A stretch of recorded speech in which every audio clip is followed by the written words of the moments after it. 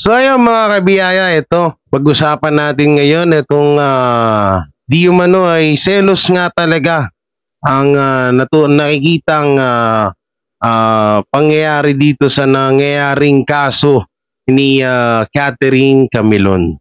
At ito, meron din tayong mga papanoodin na video na kung saan ay makikita natin doon at maririnig na selos nga talaga ang pinagkaugatan ng pinagmulan ng krimen na ito. At isa nga sa tinuturong suspect ay yung legal wife ni PNP Major Alan De Castro. So may mga video tayong panoorin dito. Ito, legal wife ni De Castro may kinalaman sa pagkawala ni Catherine Camilon. Ito na, nagsisilabasan na ang mga teorya ng mga iba't ibang mga vlogger din at yung mga teorya po at mga pag-iimbestiga dito sa kaso ni Catherine Camilon. At syempre, bago natin simulan, don't forget to like, share, comment, and subscribe sa ating YouTube channel. Pindot na lang din po yung bell button para lagi tayo updated sa ating mga video araw-araw. So ito, unahin po natin tong video na to na legal wife ni De Castro may kinalaman sa pagkawala ni Catherine Camilon. So ito ay play natin mga kabiyaya, no? So sana dito sa video to may maganda-gandang sana ano to, hindi to fake, no?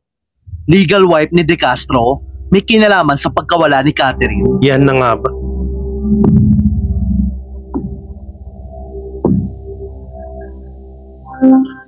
May panibagong update sa kaso ng pagkawala ng beauty queen. Lingid sa kaalaman ng lahat, mahigit isang buwan na nga nawawala ang beauty queen at guro na si Catherine Camilon. Matapos hindi na makita noong October 12, hanggang ngayon ay wala pang ang lead ang mga pulis kung nasaan na si Catherine o kung buhay pa ito o patay na. Sa kasalukuyan, isa-isa namang iniimbestigahan ng mga otoridad ang mga personahe na posibleng may kinalaman at kasabwat ng pangunahing suspect sa pagkawala ni Catherine na si Police Major Alan De Castro. Kung matatandaan, nauna nang tinukoy ng mga otoridad si De Castro bilang suspect sa pagkawala ni Catherine. Dawit din sa kaso ang kanyang personal driver at bodyguard na si Jeffrey Magpantay. Kinasuhan na sina De Castro at Magpantay at dalawa pang tao na kidnapping at serious illegal detention. Gayunpaman, Bali may dalawa pa pala ni De Castro na may kinalaman siya sa pagkawala ni Catherine. Bagamat inamin niya na mayroon nga silang relasyon ni Catherine. Samantala, nagbigay nga ng pabuyang 500k si Senator Rapi Tulfo sa makapagbigay na kinaroroonan ngayon ni Jeffrey Magpantay. Pinaimbestigahan din ni Senator Rapi sa PNP at CIDG ang pamilya ni De Castro. Dahil posibleng may alam umano ang mga ito kung sino ang pamilya at mga kaibigan ni Magpantay na maaari nitong pagtaguan. Posible rin umanong may alam ang pamilya, lalo na ang legal wife ni De Castro, kung nasaan na ngayon si Magpantay dahil matagal nila ito naging driver at bodyguard. Ngunit hirap nga ang mga pulisya na makakuha ng impormasyon sa pamilya ni De Castro dahil tumanggi na ang mga itong magsalita hinggil sa kaso. Yan yung mahirap din, yung pagtanggi. Matatandaan na una nang itinanggi ng legal wife ni De Castro na inamin sa kanya ni Catherine na may iba itong babae. Itinanggi rin ng legal wife ni De Castro na may kinalaman ng kanyang mister sa... Yan na, ito na nga ba sinasabi ko, yung ads na naman, no? So yan mga kabiyaya, dito tayo magpunta sa ito, latest update po ito, no? Ito yung pinakabagong update sa kaso ni Catherine Camilon. Ito, Catherine Camilon, latest update. Legal wife ni Alan De Castro, selos ang motibo. Rapi Tulfo in action. Ako po, ito parang lumabas na ata. Nakausap na ata or nagbigay na rin ata sa wakas ata ng pahayag itong asawa ni Major Alan De Castro. So panoorin po natin, mabilisan na to, wala nang paligoy-ligoy. Babae, parang ganun po. Opo, nagsumbong itong si victim natin si Catherine sa asawa ni Major De Castro na si Major De Castro ay may babae. So, yan po, Ma'am Chacha, no? Very big po yung ganyang statement. We are still trying to get the specifics, no? Ano daw nagsumbong? Kasi iba po, we will try to compare, iba po yung nasa statement. At iba rin po yung mga nasa text. No? Doon po sa mga naunang pahayag, ang sinasabi di umano po ito ay yung relasyon nitong si De Castro kay Camilon. So inaalis nyo na po yung pong issue na iyon. Ang tinitingnan nyo na ngayon, yung pagsusumbong na nitong si Camilon na may babae itong si De Castro. Palaisipan pa rin, lalo sa kanyang pamilya ang kinalalagyan ng Miss Grand Philippines candidate na si Catherine Camilon. Mahigit 1 buwan mula nang mawala siya. Sa pag-iimbestiga ng PNP CIDG Calabar Zone, lumabas ang isang person of interest sa kasong ito, si Major Alan De Castro, isang pulis na nakadistino sa Batangas na napag-alamang konektado kay Camilon. Bukod sa kanya, mayroon pang 4 na persons of interest, kabilang ang driver ng naturang pulis. May 4 pa pala, no? Ang lumapit sa CIDG 4A na naging dahilan para umusad ang investigasyon at lalong mapatutuhanan ang umano'y pagkakasangkot ng pulis at mga kasama nito. Humantong ito sa pagtuntun sa isang pulang SUV na ayon sa nakakita ay sinakyan ni Camilon. Nadiskubre rito ang ilang hibla ng buhok mula sa beauty queen at ang iba naman ay pagmamay-ari ng isang lalaki. Matatandaang naikwento na sinasaktan daw umano siya ng kanyang karelasyong pulis, ang ngayon ay pinaghahanap pa rin ang nawawalang si Catherine Camilon. Batay ito sa mga screenshots ng palitan ng mensahe ni na Camilon at karelasyon nitong si Major Al. Basahin natin ha. Hindi ko pa kasi ito nakita, screenshot muna natin. Yan, may kita niyo dyan si screen ng screenshot. Nagwo-worry ako ate kasi one time nag-message siya sa akin na may pasa siya. Minsan niya na nasaktan si Kat. Hindi imposible na maulit iyon kasi sa nagawa ni Kat. Hindi niya posible na magawa ito sa nagawa ni Kat. So ibig sabihin, parang may nagawa si Catherine Camilon kay Major Alan De Castro, or baka nahuli ni Alan De Castro, si Catherine Camilon na ng lalaki noon kaya niya nasaktan. Tama ba? Ulitin ko ulit ha. Nagwo-worry ako ate kasi one time nag-message siya sa akin na may pasa siya. Minsan niya na nasaktan si Kat. Hindi imposible na maulit iyon kasi sa nagawa ni Kat. So may nagawa nga, parang nagkaroon pa ata ito ng so bali may isa pa. May isa pang jowa, si Catherine Camilon, tama ba? Kasi lumalabas kasi sa nagawa ni Kat. Hindi imposible yun sa nagawa ni Kat. So ibig sabihin may isa pa. So kaya siguro din nag-gorementado to kung sakali man. Di umano ito kung sakali man hindi pa 100% to, mga mekos-mekos diyan.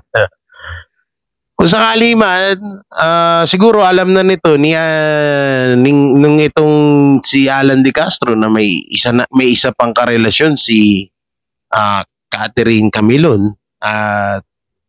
Kaya niya siguro nasasaktan to si Catherine Camilon. 'Di ba?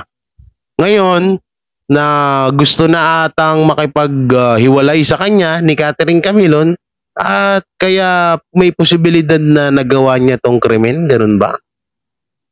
Hindi dapat kung sakaling may isa pang karelasyon si Catherine Camilon, dapat kunan din ng imbestigahan din dapat yun kasi di natin alam di ba? Hindi natin alam, magulo pa ang ang kasong to. Maaaring pwede pa yun, maging suspect pa yun, yung isa pang karelasyon ni Catherine Camilon. Tama naman yung pagkakaintindi ko, di ba? Nagawa ni Kat. Imposible na maulit iyon kasi sa nagawa ni Kat. So may matinding nagawa din si Catherine Camilon kay Alan De Castro. O baka nahuli niya nga ito na may karelasyon na iba. So tuloy natin. Castro na ipinakita ng mga kaanak at kaibigan ng biktima sa CIDG. Ayon pa sa kapatid ni Camilon na si Chinchin, may mga pagkakataong umuuwi ito na may mga pasa Nadulot umano ni De puti ba Castro. naman yan? May Nagalit kita mo umano si talaga. De Castro nang sabihin ni Camilon sa kanyang asawa na nagkakaroon ito ng bawal na relasyon. Si Camilon ay girlfriend daw ni De Castro at magkikita sana sila nang mawala ito. Ito, nakausap ko, magkikita nga kami bukas. Hanggang Sunday tuwing oo nga, no? So ito pa pala, may isa pa akong naisip, mga kabiyaya. Hindi kaya pinigilan ni Alan De Castro na makapunta or magkita itong legal wife ni Alan De Castro at nito itong si Catherine Camilon? Pwedeng din ganun, no? Na pinigilan niya na makapagsabi itong si Catherine Camilon na doon sa legal wife, doon sa asawa ni Alan De Castro na may relasyon sila. Pwede rin ganun. At pwede rin na halimbawa nakikipaghiwalay na to si Catherine Camilon kay Alan De Castro. Tapos ayaw ni Alan De Castro na makipaghiwalay kay Catherine Camilon at isa na lang sa naisip ni Catherine Camilon na ay sabihin ko to sa asawa niya para tigilan niya na ako. Siguro yun, no? At ayun na nga, nagkaroon na nga ng pag-iisip itong si Alan De Castro na kailangan niyang pigilan si Catherine Camilon dahil malalaman ng legal wife niya na may karelasyon siyang iba. Pwede. So, tuloy natin. Noong October 12. Samantala, sinampahan na ng kasong kidnapping at illegal detention sina De Castro, ang kanyang personal driver na si Jeffrey Magpantay at 2 John Does sa tanggapan ng Provincial Prosecutor ng Batangas nitong Lunes, habang isang kasong administratibo laban kay De Castro ang isinampa sa Police Internal Affairs Office. Narito naman ang samot-saring reaksyon at komento ng mga netizens. Mula ito kay @BellTJ3. Special treatment ang loko. Major kasi. Tama si Sir Rafi. Dapat ilagay sa isang kulungan. Wala. Yan pa isa, special treatment. Anak ng teteng. Sabi ko nga sa inyo, kapag sa iba-iba, sa ibang mga tao to, kung hindi to police, kung hindi to major, kung hindi to maperang tao, nakakulong na to at wala nang cellphone na gamit. Sa kadahilanan, nagagawa niyang may mag-cellphone, maggala-gala sa tawag dito sa kampo or kung saan man siya ngayon kasi nga anong tawag doon is special treatment. Nakakaloko lang, no? Kapag sa iba-iba itong nangyari, itong ganito, kulong agad kaso PNP kasi ito, major pa. Iyang major, pag nalasing mananakit ng babae. Akala mo naman sa kanya na talaga yung si Catherine. Death penalty sana itong mga suspect pag nahuli. Nagtatago si Magpantay. It means guilty siya. From Aida Galisan, dapat imbestigahan ang misis ng Police Major De Castro. Kasi love triangle, baka siya pa ang may pakana. Mula naman ito kay Gloria Kubayashi. Maaring legal wife ng Major ang may pakana dahil sa isang may bahay at masakit at insulto sa pagkababae. Kaya baka lang siya ang nag-utos para mawala sa landas nilang mag-asawa ang dulot ng kahihiyan ng pagkasira ng kanilang pamilya.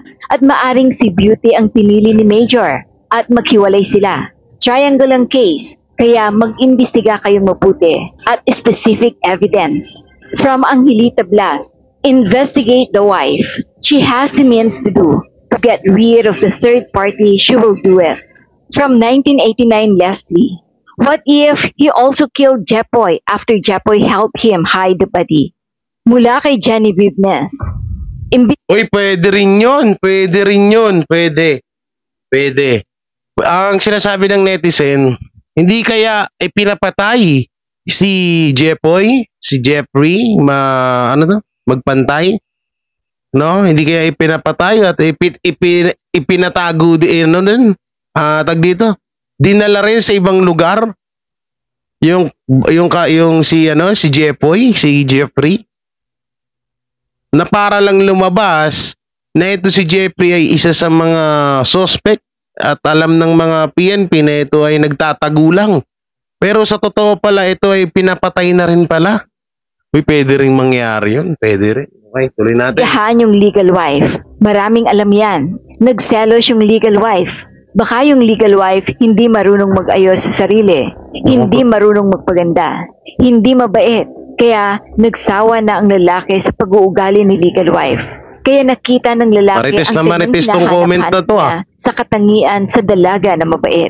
Colonel, linawin ko lang doon sa unang-unang tanong ni Manong Ted sa inyo. Ang tinitignan yung possibility kung bakit nangyari po itong kasong ito ay dahil nagsumbong si Camilon na may asawa po itong si De Castro dun sa misis mismo. Na may babae, parang ganun po. Opo, yun na nga. Itong si victim natin si Catherine sa asawa ni Mayor De Castro na si Mayor De Castro ay may babae. So, yan po, Ma'am Chacha, no? Very big po yung ganyang statement. We are still trying to get the specifics, no? Opo. Kasi iba po, we will try to compare, iba po yung nasa statement at iba rin po yung mga nasa text, no?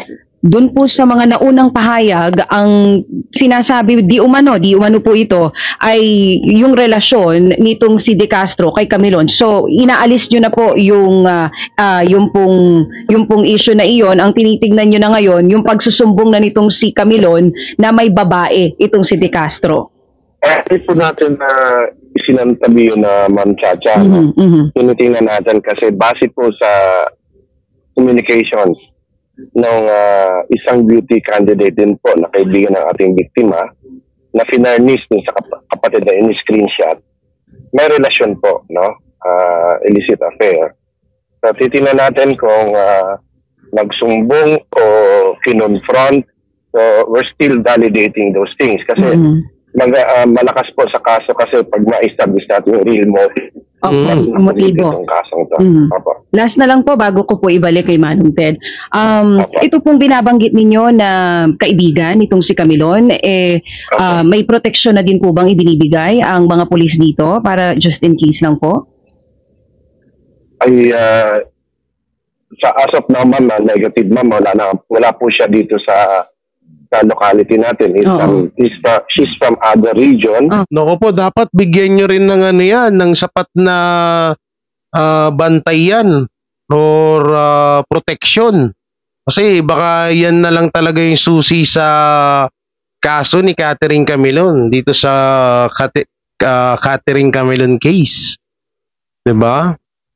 Dapat binigyan nyo agad yan kasi hahagilapin yan. Alam nyo, katapos, di ba may cellphone pa si Alan De Castro? Ay, ewan ko na lang talaga, ewan ko na lang. Tapos malalabas na naman dito, nagtago na naman tong na to. Etong tawag dito. Nagtago na naman tong testigo. O, asan na yung testigo? Wala na po, nagtago na. Yun pala, ayoko lang magsalita ha. Pero dapat meron agad dyan. Pag mga ganitong issue, ganitong mga kaso, dapat meron agad to, merong magpo-protection diyan kahit ilang pulis sa bahay nila. Dapat antemano meron agad diyan kasi hindi naman biro 'yan eh. Hindi naman biro tong kaso na to. Oo. No. So siguro pag napanood to ni Senator Rapi Tulfo, itatanong niya rin tong tinatanong ko. Staan tayo. We're constantly communicating with her. We're planning to have another interview sessions with her, no? Baka meron pa kaming makuhang ibang klaradong statement para ma-strengthen namin yung kaso. Pero tuloy po ang pakikipag-ugnayan nyo dito sa kaibigan nito ni Camilon. Willing po siya to testify just in case magtuloy-tuloy sana bigyan ng protection. Yes, ma'am. Meron lang siyang official engagement out of town. Kahapon po, tinatawagan din po natin ang investigador. And hopefully this day, ma'am, pag dumating po siya ay tatakbo po ang ating investigador to have a thorough Q&A session po, no? Para mapiliin namin yung ibang gaps. Si Major Alan De Castro Manong Ted ay formerly assigned sa Batangas PNP. Siya po ang deputy ng Drug Enforcement Unit, ng naturang unit sa Batangas. At ang kinalaman po niya dito, base po sa nakalap namin mga salaysay, lalong-lalo na sa kapatid ng biktima natin si Catherine, ay sila ay merong relasyon, no? mag-boyfriend po itong dalawa at yan po ay na-validate natin sa isang statement na isang beauty contestant din na kaibigan ng biktima. At doon nga sa kanilang binigay sa ating mga combination ng exchange of messages sa Messenger, itong palang ating suspect na si Major Alan De Castro ay minsan nanakit kay Catherine. At ang pinaka-critical natin nakitang motibo dito, Manong Ted, ay yung sinabi sa statement na ito pala si victim natin si Catherine ay nagsumbong sa asawa ni Major De Castro na ito ay may babae. So yun po ang nakita nating motibo. At yung involvement ito si Alan De Castro. Madagdag ko, Manong Ted, base doon sa salaysay ng kapatid at saka yung kaibigan ding beauty queen, si Major Alan De Castro ang katatagpuin nitong si Catherine nung gabing nawala siya. No. Base po sa kanilang telephone text messages exchange. Si Major Alan De Castro po, he's a 40-year-old officer. He's under restricted custody po ng PNP Calabarzon. Nandun lang po siya sa regional headquarters, hindi po siya pinapayagang lumabas. Readily available siya for further investigation. Naturang yun since he is in active duty. Siya po ay kasalukuyang kasama ang kanyang pamilya, no? Wife and his 2 kids. Yun po, Manong Ted. Okay. Ito pong si Major ay official ng PNP dahil po ba siya ay graduate ng PNPA o PMA? PNPA Class 2008 po. Okay. Opo. Sa ngayon po, sir, siya ba ay naimbestigahan na ng inyong mga tauhan tungkol po sa pangyayaring ito? Opo, sir. Maliban po sa So yan, hindi na natin tapusin. Bali, yan, thank you sa nag-upload niya na si Jessie Ferrer. Yan, thank you, ma'am. So ito lang yan mga kabiyaya. Dito sa bidyong to, dito sa bagong video na to, bagong update na to, ng kaso ni Catherine Camilon, lumalabas so dito na parang,